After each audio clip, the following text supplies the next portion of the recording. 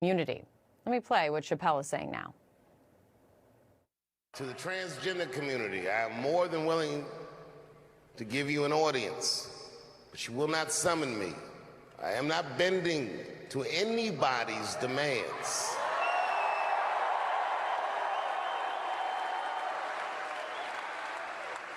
And if you want to meet with me, I'd be more than willing to, but I have some conditions. First of all, you cannot come if you have not watched my special from beginning to end.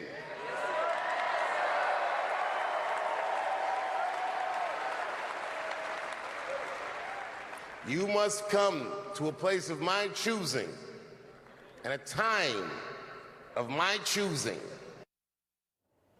Joining me now is CNN chief media correspondent, anchor of Reliable Sources, Brian Stelter. Brian, what do you think Chappelle is really saying and doing here?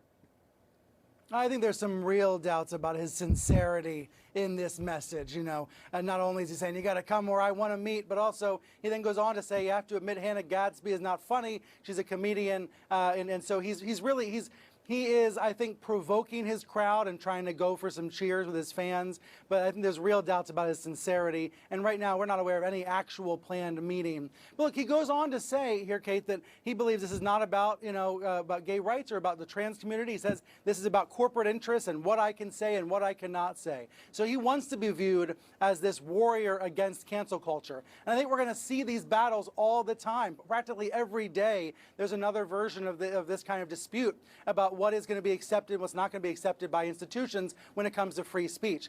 That is true, but it is also true that transphobia is a real problem. So I think these are all true at the same time. And the one thing I think we can all agree on, Kate, he says you should watch the special before you critique it, or before you react. And that I agree with Dave Chappelle on. It's at least worth consuming and seeing what the fuss is all about. And maybe that's exactly what he wants. That's a good point, Brian. Good point as always. Thanks so much, Brian. I really, really appreciate it. Thanks. So before we go, I want to tell you about a relatively unknown chapter in American history. A woman who inspired Rosa Parks' historic stand against segregated busing is now trying to clear her own name. Claudette Colvin is filing a request today in Alabama to wipe away her criminal record, a record that helped spark the civil rights movement. 9 months before Rosa Parks took her stand, 15-year-old Claudette Colvin refused to surrender her bus seat to make room for a white person. She was arrested, charged with disturbing the peace, violating the city's segregation law, and assaulting an officer. Colvin was a plaintiff in Browder v. Gale, the Supreme Court case that ended bus segregation.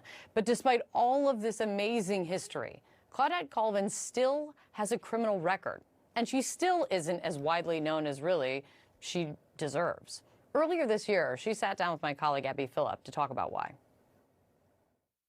They wanted to use the one that would be the image that Rosa Parks would be more acceptable to the white community than a dark complexion teenager. People said I was crazy. Why? Because I was 15 years old and was defiant and was shouting it's my constitutional rights. So the segregation convictions, they were overturned. And now this civil rights pioneer at 82 years old is asking the courts to expunge the assault conviction. And that's exactly what should happen. Inside Politics with John King begins after this break.